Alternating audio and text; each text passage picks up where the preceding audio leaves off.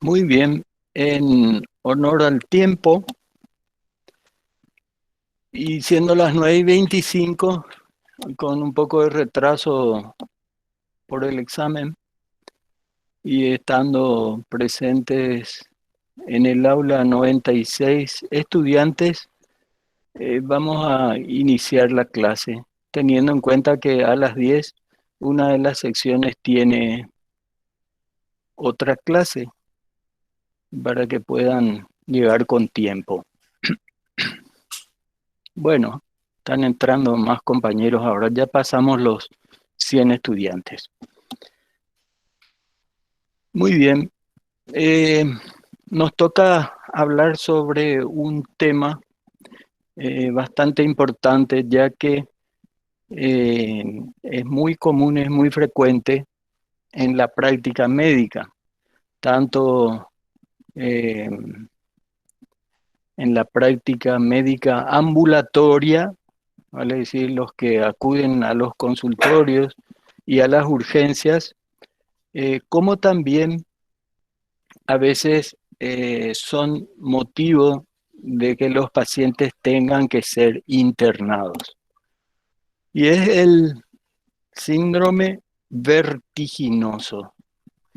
Se entiende por síndrome a un conjunto de síntomas, son sensaciones que tiene el paciente o molestias, sensaciones o molestias que tiene el paciente y que él nos cuenta. Y signos, que son hallazgos que el médico encuentra al examinar a un enfermo aquejado de tales síntomas o molestias. Ese conjunto de síntomas y signos constituye el síndrome y puede tener una característica más del síndrome, es que puede tener varias causas. Es decir, no es única y exclusivamente de una enfermedad. Varias enfermedades pueden manifestarse con los mismos síntomas y los mismos signos. Y ese es el trabajo del médico, llegar al diagnóstico etiológico, vale decir, la causa de la enfermedad. Muy bien, eh, entonces el síndrome vertiginoso tiene como síntomas una sensación rotatoria o de giro, si quieren, y de movimiento. También una sensación de inestabilidad. Y síntomas vegetativos como náuseas, vómitos, sudoración, palidez, a veces diarrea. Se acompaña de síntomas auditivos, hipoacusia, acúfenos, parálisis facial periférica también eventualmente. El paciente aqueja la debilidad de la hemicara y el médico lo comprueba, vale decir, se comporta como un síntoma y a la vez como un signo. Y también pueden haber síntomas acompañantes de déficit neurológicos. Bueno, algunas generalidades, la neurotología es una especialidad que se ocupa de las enfermedades que se manifiestan por trastornos del equilibrio, por vértigo, que vamos a ver qué significa, por mareos. Este es un término que utilizan a veces los pacientes de manera, digamos, con un significado bastante amplio. Para algunos significa esa sensación de giro, para otros significa inestabilidad y tendencia a la caída, para otros significa una sensación de vacío en la cabeza, en fin. Eh, También se ocupa de los pacientes que se quejan de inestabilidad postural y de alteraciones oculomotoras que están a veces asociadas. Bueno, ¿dónde está la lesión para que se produzcan estas manifestaciones? Puede estar localizado en el sistema vestibular periférico que está alojado en el oído interno. Puede afectar el tronco cerebral y también el cerebelo.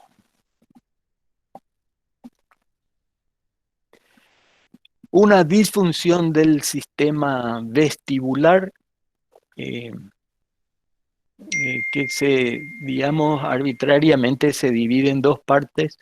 Una parte periférica que incluye al laberinto posterior alojado en el oído interno y que comprende los canales semicirculares, el utrículo y el sáculo, y el nervio vestibular. Y una porción central que incluye el núcleo vestibular, que está alojado en el tronco cerebral, el cerebelo y las vías de asociación entre estas estructuras, entre el núcleo vestibular y la médula espinal, entre el cerebelo y el núcleo vestibular y la corteza cerebral eventualmente. Las vías que asocian esas estructuras centrales. El octavo par craneal es el vestíbulo coclear y tiene dos componentes. El componente coclear o auditivo se encarga de la audición y el nervio vestibular, que es el responsable del equilibrio o el balance y la orientación del cuerpo en relación con el ambiente que lo rodea.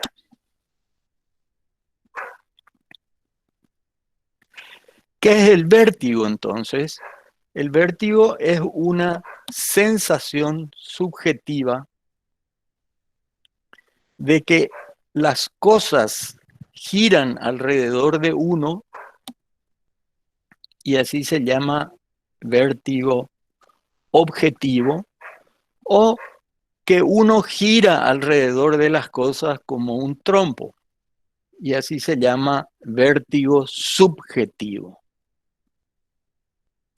Y el desequilibrio, ya dijimos que mareo es un término que utilizan los pacientes para referirse a muchas cosas, pero básicamente la labor que tenemos como médicos es tratar de precisar a qué se refieren. Y entonces pudiera ser al vértigo y a este segundo punto que sería el de desequilibrio. Es la sensación de inestabilidad con parecer de que la persona va a caerse hacia un lado o hacia adelante o atrás.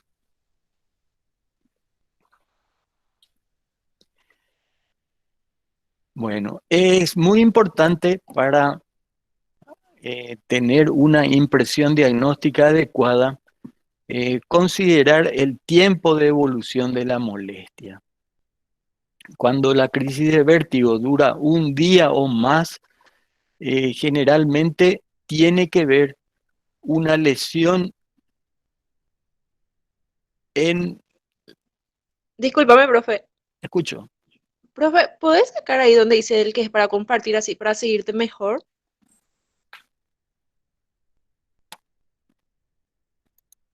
Así. Y ahí está. Gracias, profe. Bueno, perdona. Muy bien.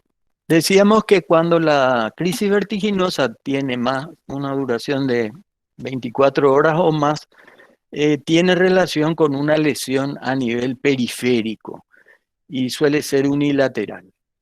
Tal es el caso de la condición clínica que se llama neuronitis vestibular. Cuando los episodios duran horas y tienen síntomas auditivos y también sensación de caída inminente, suele hacerse el diagnóstico de la enfermedad de Meniere. Y el vértigo que dura segundos o minutos, que se desencadena por movimientos de la cabeza, es característico del vértigo postural paroxístico benigno. Eso se presenta cuando el paciente acostado gira, cambiando de posición en la cama, o al incorporarse a la posición de sentado o de pie.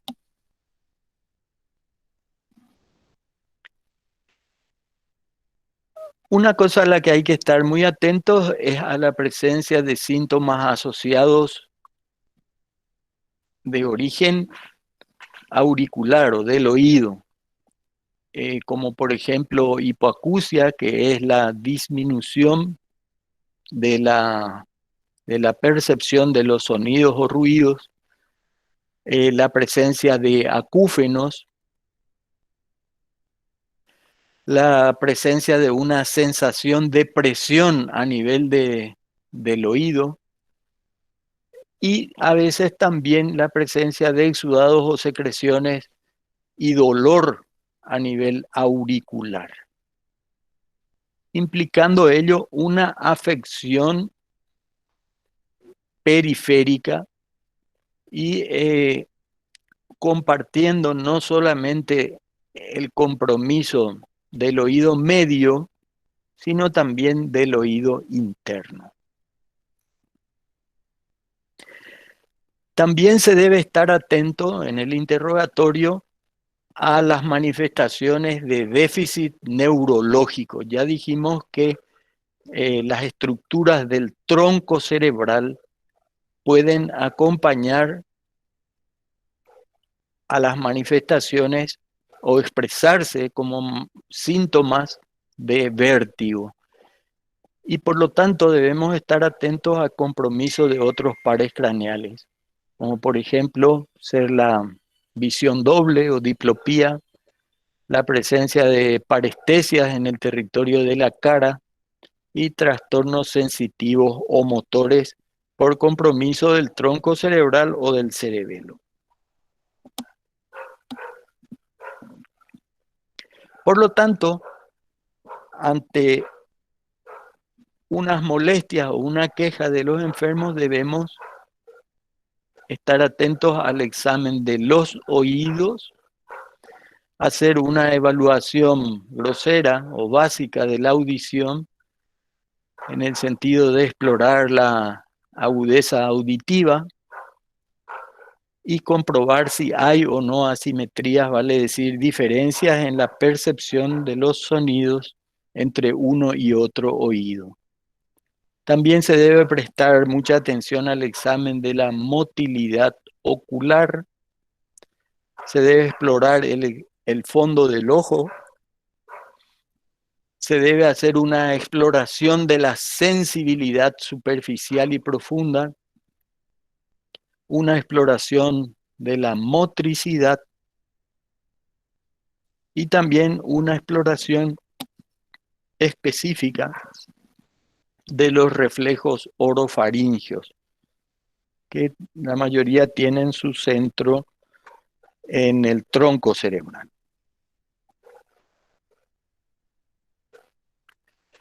Muy bien, como se trata entonces de una sensación subjetiva, vale decir, el paciente percibe la molestia, es posible que la exploración física sea normal. Sin embargo, también es posible que se presente un signo muy importante que se llama nistagmo o nistagmus. Y es muy importante el análisis de las características semiológicas del nistagmus para orientarse en la localización de la lesión. Porque si la afección está en el sistema periférico, tendrá unas características. Y si la afección está en el área central, tendrá otras características que permiten orientarse y tener una idea de la localización de la lesión. El nistagmus es un movimiento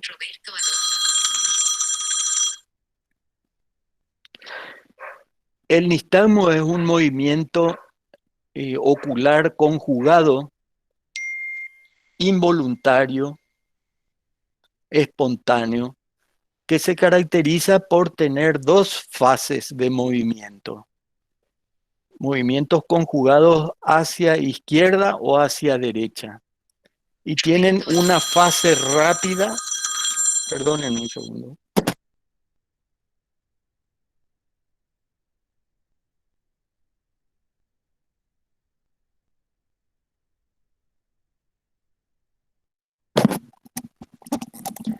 Decía entonces que el nistagmus es un movimiento conjugado de los ojos, involuntario, que tiene dos fases. Una fase rápida, que es la que da nombre al nistagmus. Por ejemplo, se dice nistagmus a derecha o a izquierda.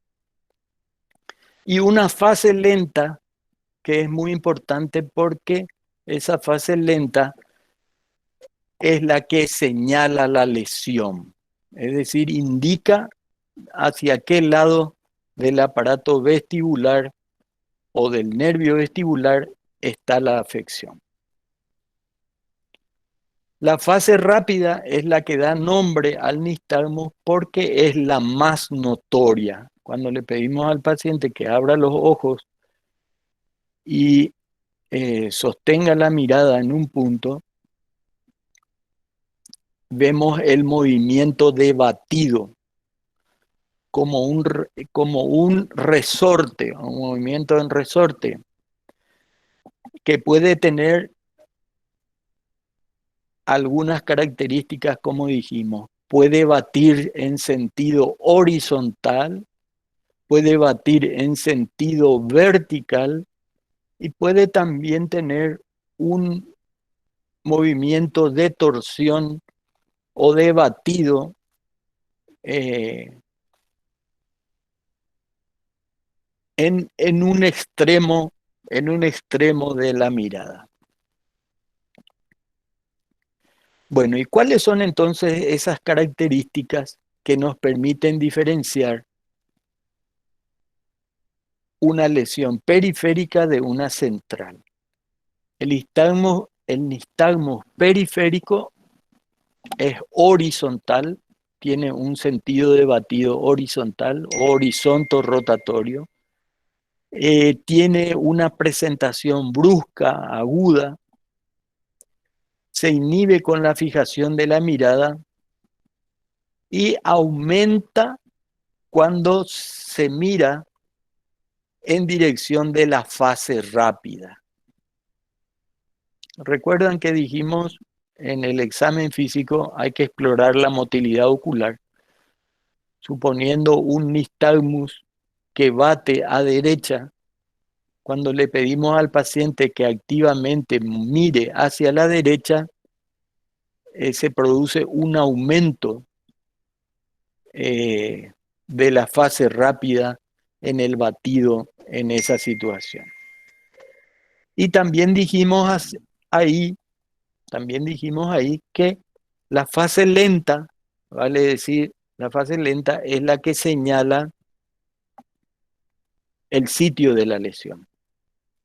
Vale decir que si nuestro paciente tiene un nistagmus con fase rápida hacia derecha, su lesión está en el aparato vestibular periférico izquierdo.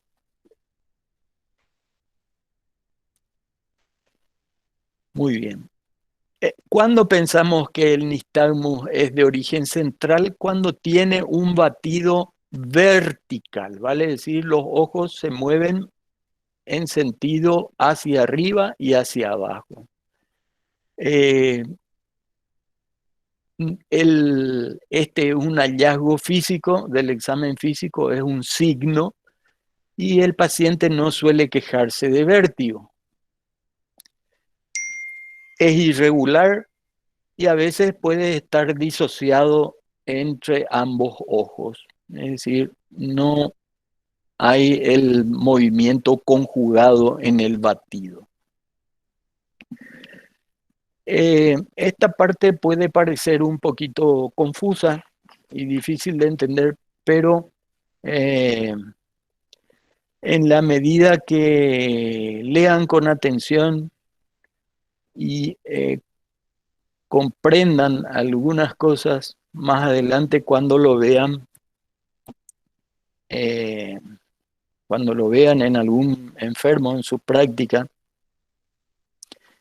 eh, lo van a aprender con seguridad.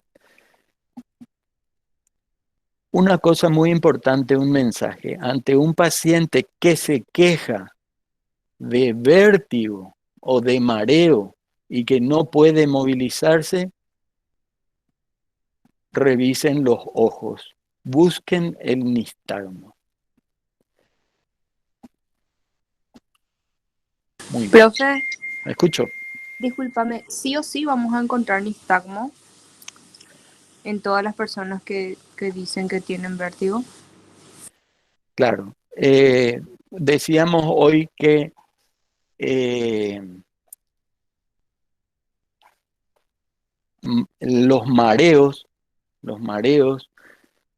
son es decir, las personas no tienen, los pacientes no tienen conocimientos de medicina y refieren sus molestias como mareos.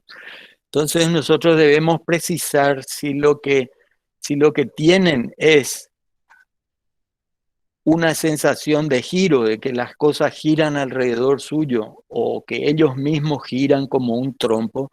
Entonces es probable que esos pacientes sí tengan casi siempre, por no decir en todos, nistagmo. Por eso el mensaje de a toda persona que se queja de mareo y que tiene esta sensación de vértigo, mirarle los ojos, buscar el nistagmo.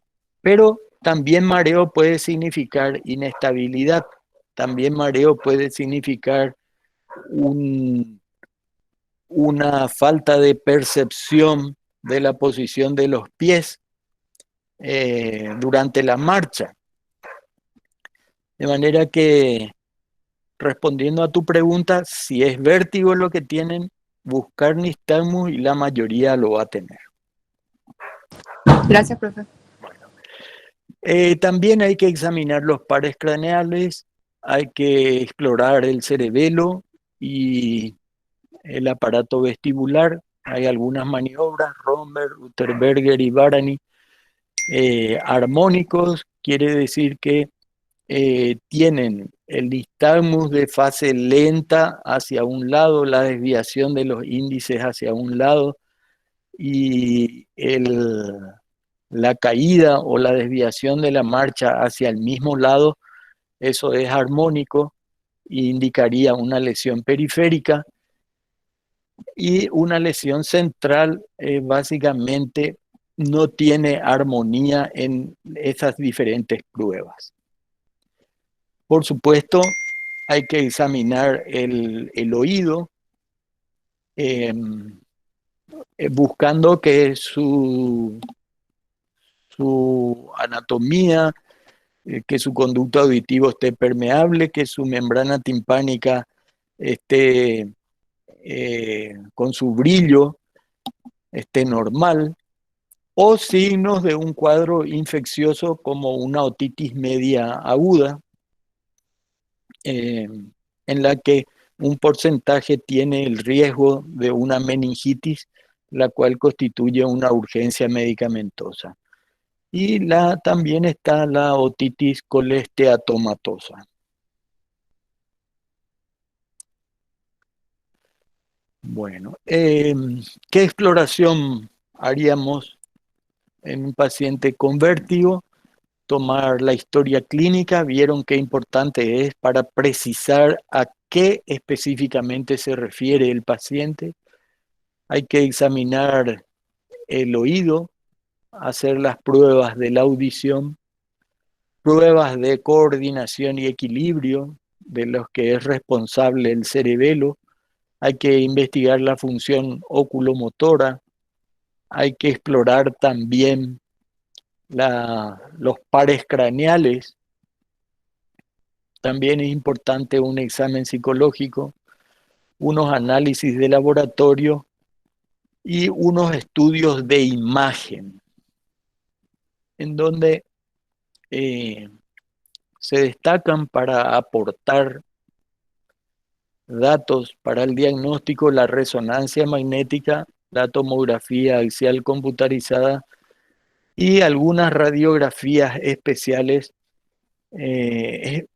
sobre todo cuando hay traumatismos de por medio.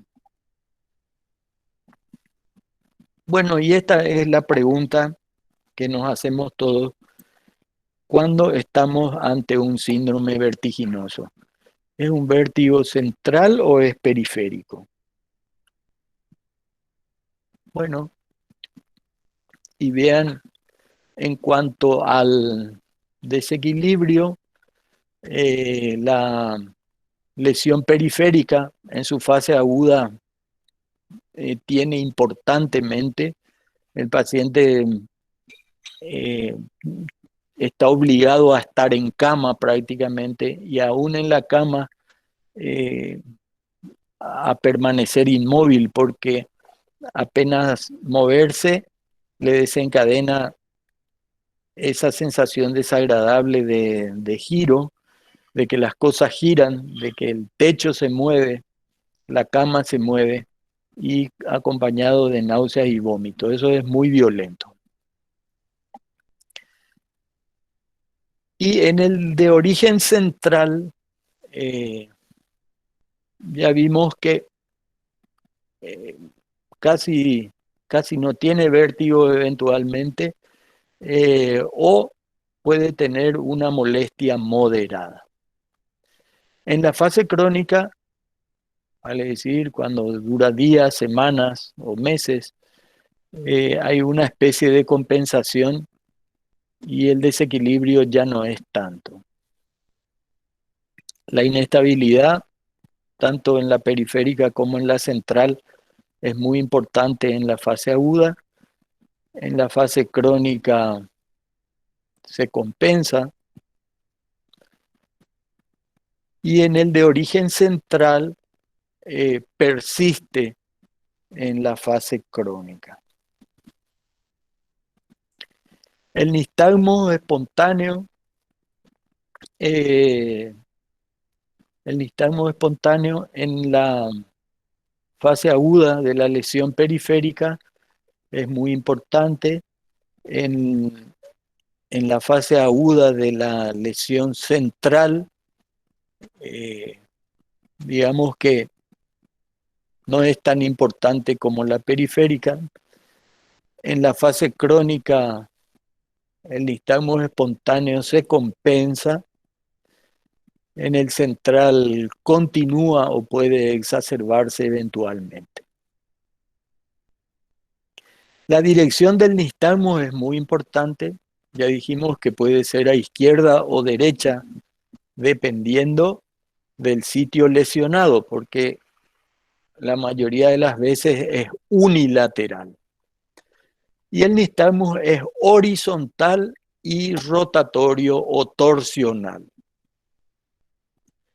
En cambio, el nistagmo de origen central es multidireccional. Vale decir, el ojo puede moverse a izquierda, a derecha, puede moverse arriba y abajo también. La amplitud del nistagmo en la periférica es digámoslo, en toda la fase, en todo el trayecto de la motilidad ocular, y el central también, y es mucho más notorio. El efecto de suprimir la fijación visual es evidente en la periférica o aumenta incluso, y en la lesión central es variable. Para suprimir la fijación visual hay unos lentes especiales de mucho aumento que impiden la visión, y eso tiene este efecto eh, de poner en evidencia esta característica.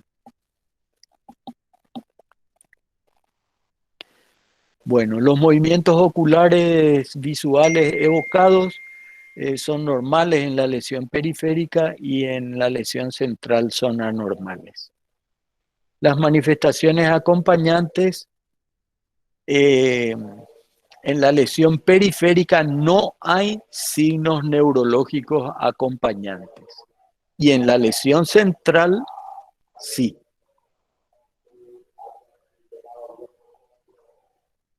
Manifestaciones otológicas o audiológicas en la lesión periférica sí, con una alteración unilateral o asimétrica, solo del lado izquierdo o del lado derecho.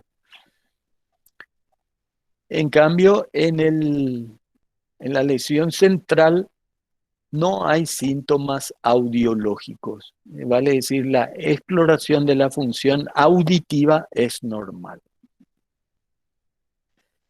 Trastorno de la fijación visual, la oscilopsia con el movimiento en la periférica y en la central es frecuente y espontánea.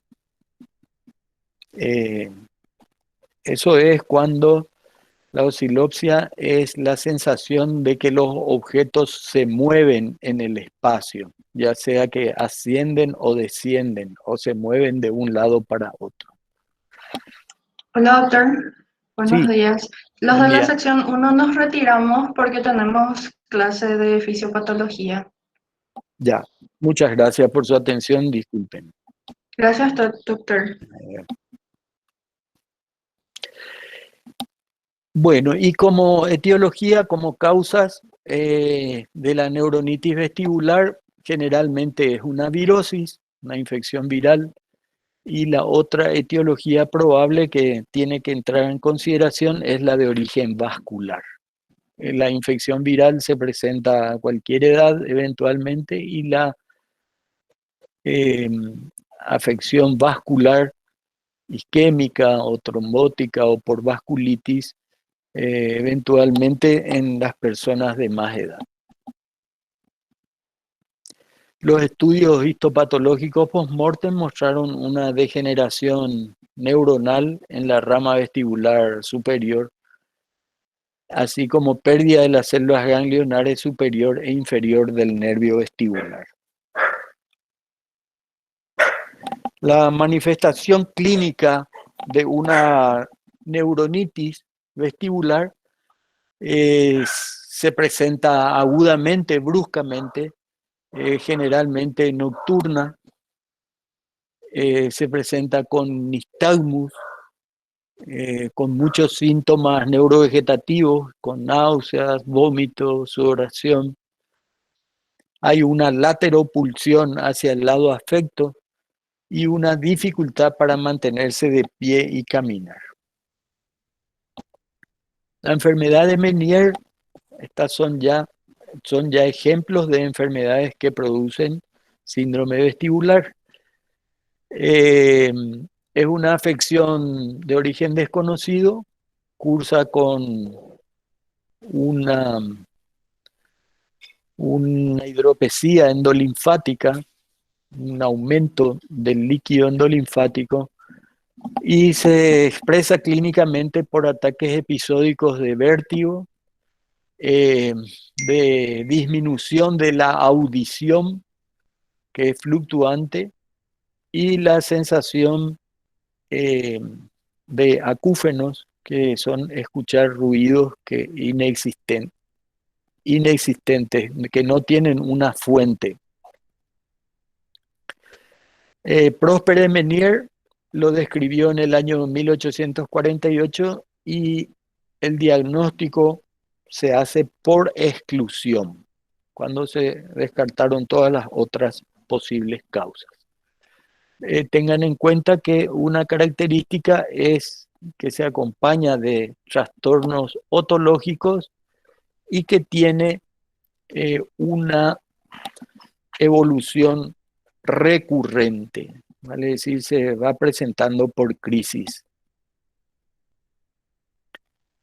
Criterios de diagnóstico, entonces, que se habla de crisis definida con un vértigo horizonte rotatorio espontáneo de 20 minutos de duración incapacitante, con desequilibrio, a veces duran días, con náuseas y vómitos.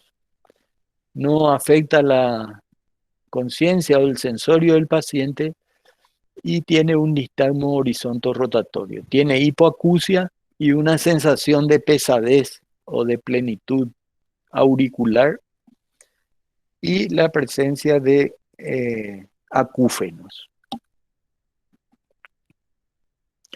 El diagnóstico de certeza se realiza por histopatología. El diagnóstico definido se establece cuando se presentan al menos 2 crisis con hipoacusia y más plenitud aural o auricular y acúfenos. También se habla de Menier probable cuando tiene un episodio definido acompañado de los otros síntomas, y posible cuando se presentan crisis de vértigo pero sin hipoacusia o hipoacusia con desequilibrio pero no definidos. Vale decir, con uno de los 3 elementos que definen a la enfermedad. En la anatomía patológica se presenta una dilatación del laberinto membranoso, hay un aumento del volumen del líquido endolinfático que constituye la hidropesía endolinfática. El vértigo posicional benigno fue descrito por Bárani en 1921. Es la causa principal y con mucho la más frecuente de vértigo. Se presenta más en mujeres, hay tendencia familiar, factores ambientales influyen y se asocia con enfermedad vestibular, traumatismo de cráneo o a veces también infecciones virales. En cuanto a la causa, se describe el depósito de partículas de carbonato de calcio en la cúpula de los conductos semicirculares y por eso se habla de cupulolitiasis.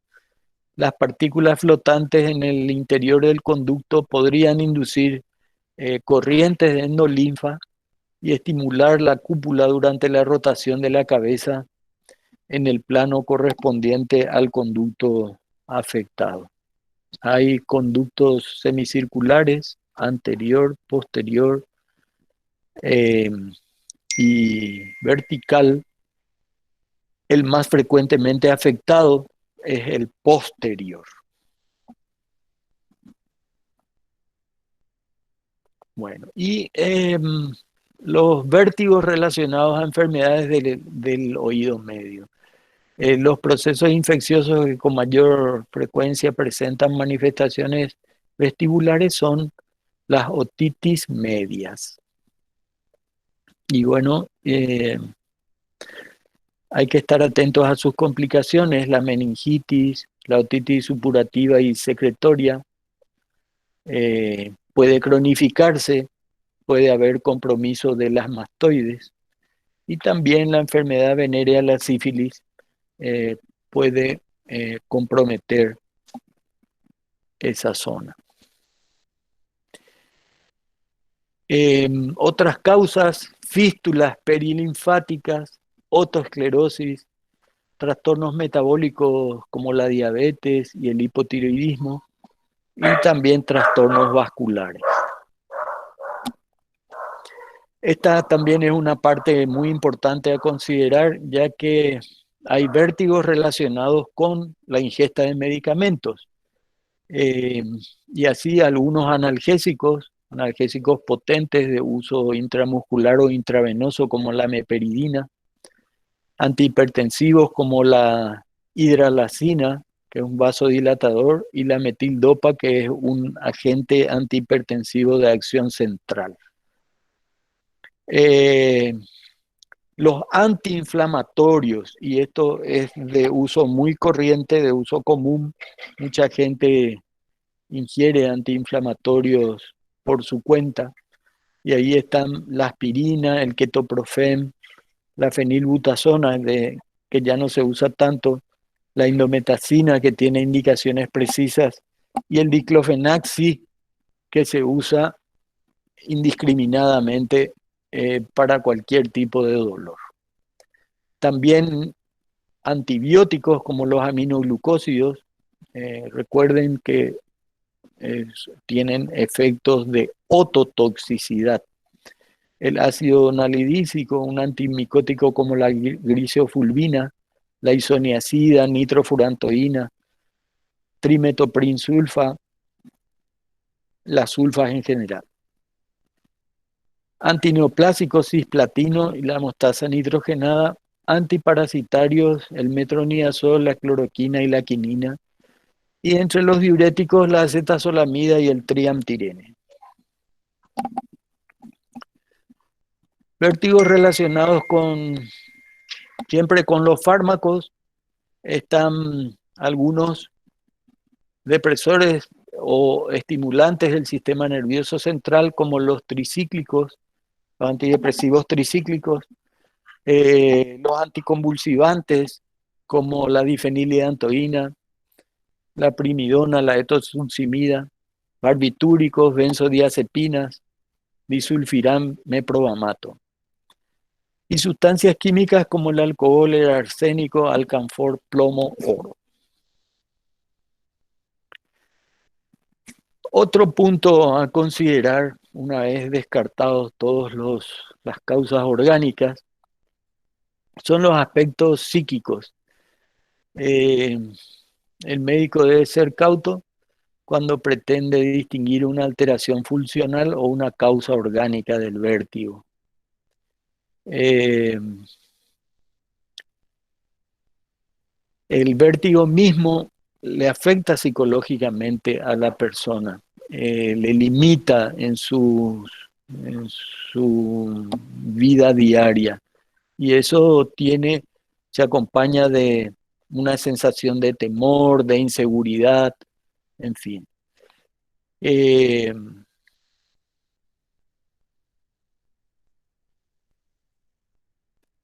El vértigo es un síntoma y no una enfermedad. Esto también es muy importante. En ese sentido se compara con el dolor. Siempre hay que buscar una causa.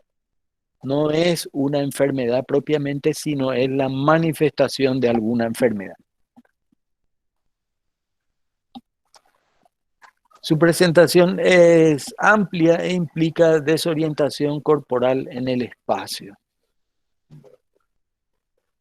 También hay una relación entre el vértigo y la migraña. La migraña es un padecimiento común, predominan las mujeres sobre los hombres. El mareo también es un síntoma común en los pacientes con migraña. La asociación de migraña y cinetosis es también común. Y el vértigo predomina en la migraña con aura. Se puede asociar vértigo con migraña sin aura también. El vértigo puede ser pródromo de migraña con aura. Un vértigo paroxístico puede ser un equivalente de migraña. Y a la vez pueden coexistir migraña y el paciente migrañoso padecer una enfermedad vestibular coexistente. Diagnósticos diferenciales, tipo vestibular periférico, De corta duración, considerar la enfermedad de Meniere, episodios cortos. De larga duración o ataques recurrentes, considerar isquemia vestibular, laberintitis crónica, otitis media, neuronitis vestibular, contusión laberíntica, herpes zóster, que luego de su brote deja una secuela. Y en los vértigos centrales, cuando son de corta duración, considerar insuficiencia vértebro-basilar, ataque isquémico transitorio, intoxicaciones, ingesta de fármacos, tumor cerebral. Y los de larga duración o ataques repetidos, considerar el síndrome de Wallenberg, que es una isquemia del tronco cerebral, un tumor occipital, una intoxicación por fármacos y también una enfermedad neurológica relativamente frecuente, que es la esclerosis múltiple. Los vértigos que no tienen origen vestibular de corta duración, considerar algunas limitaciones en la movilidad cervical, sobre todo por artrosis, que por el mecanismo de comprimir los vasos pueden originar una insuficiencia circulatoria. Una disregulación ortostática también, sobre todo en pacientes que toman diuréticos o medicamentos antihipertensivos. La hipoglicemia, enfermedades oculares y el síndrome de hiperventilación. Y cuando el vértigo o mareo es de larga duración o tiene ataques recurrentes o repetidos, debemos considerar la arteriosclerosis cerebral, antecedentes de traumatismo cráneoencefálico. La anemia también puede manifestarse de esta manera, una epilepsia temporal y un mareo o vértigo psicógeno. Cuadros no vertiginosos funcionales, las enfermedades psiquiátricas, una inestabilidad no vertiginosa, los drops attacks, cuadros convulsivos, los síncopes, la hipotensión arterial u ortostática, las arterializaciones visuales, las intoxicaciones farmacológicas. La intoxicación por digoxina era un fármaco cardiológico muy usado antes, y los anticonvulsivantes como la difeniligantoína producen molestias de este tipo. El vértigo central puede ser debido a un ictus en el territorio vértebro-basilar, a la esclerosis múltiple, a la migraña acompañada, a cuadros infecciosos como meningitis o abscesos cerebrales, tumores de la fosa posterior y a traumatismos cervicales y cráneoencefálicos. El ictus en el territorio vértebro-basilar, tenemos el síndrome de Wallenberg, que es un infarto vulvar lateral del territorio de la arteria cerebelosa postero-inferior. También puede producirse un infarto protuberancial lateral inferior del territorio de la arteria cerebelosa antero-inferior, que se manifiesta como hipoacusia más parálisis del quinto y séptimo par craneal. Y el infarto protuberancial lateral superior del territorio de la arteria cerebelosa superior. Y los infartos cerebelosos. Bueno, el vértigo periférico primario El síndrome de Meniere, recuerden, tenía acúfenos e hipoacusia fluctuante. El vértigo posicional paroxístico benigno es el más frecuente, corta duración postural, no tiene síntomas auditivos. Se ve en ancianos, en pacientes encamados, en traumatismos y se reproduce con la maniobra de Dirk-Alpine. Esta es una maniobra en que al paciente sentado se le gira la cabeza y se le recuesta en la camilla, descendiendo la cabeza a 30 grados por debajo del nivel de la camilla con la cabeza girada. Y se controla la aparición de nistagmus en el oído que está hacia la parte del piso, digamos, hacia el suelo. Hay que hacer de los dos lados porque detecta una lesión laberíntica unilateral. La neuronitis vestibular es un cuadro hiperagudo, es muy intenso, dura varios días, es de un episodio único y no tiene clínica auditiva. La laberintitis tiene iguales manifestaciones, pero se acompaña de hipoacusia. Y el presbivértigo o vértigo de los pacientes de edad, las personas de edad, predomina la inestabilidad. Es crónico, tiene mal pronóstico y tiene otros factores acompañantes que contribuyen a esa sensación de desequilibrio. El vértigo periférico secundario, el síndrome de Ramsay-Hunt, es un zóster óptico, da un vértigo tipo neuronitis, da también parálisis facial y se ven las vesículas características del herpes zóster en el pabellón auricular. Una laberintitis purulenta por una otitis media aguda o colesteatoma. Tumores, un neurinoma del acústico, por ejemplo, o un glomus yugulotimpánico también. Fracturas de peñasco que da el signo de Batley o la expresión o la facies de mapache. Y por un barotraumatismo se pueden también lesionar las estructuras del oído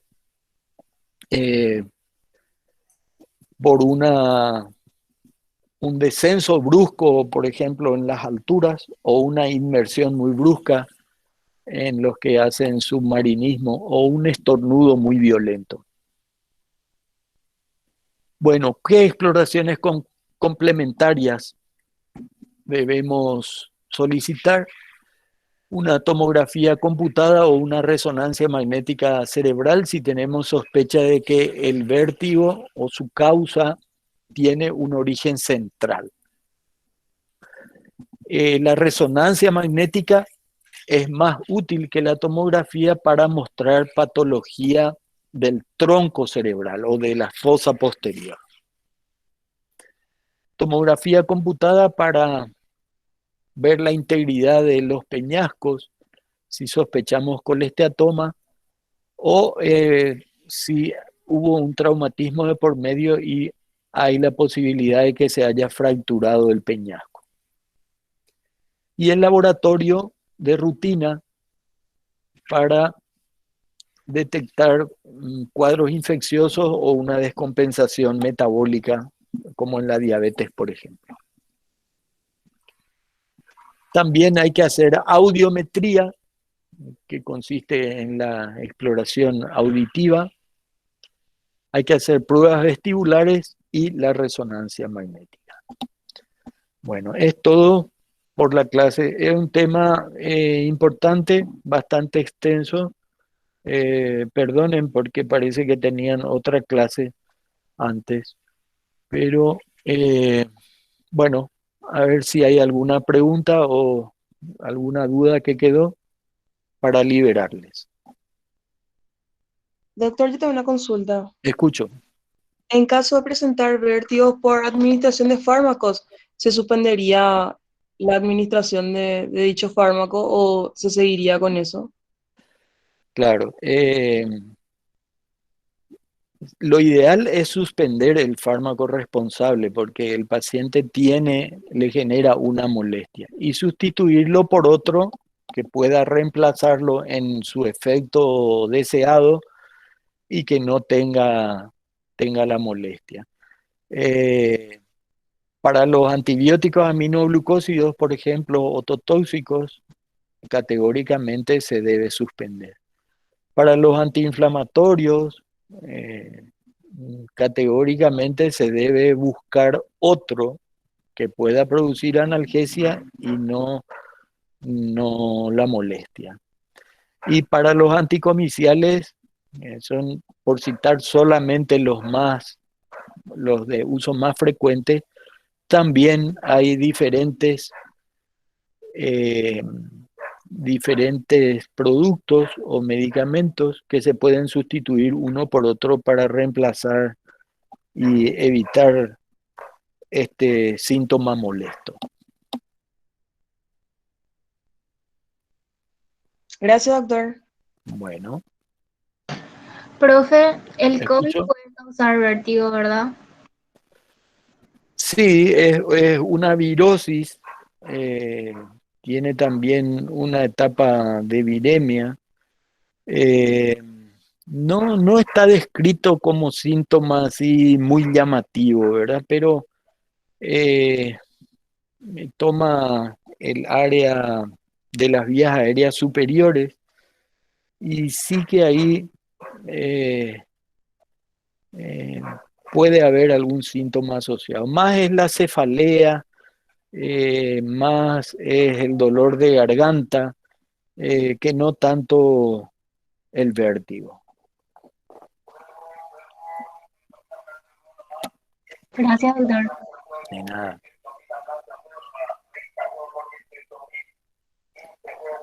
Muy bien, entonces siendo las 10:22, damos por terminada la clase.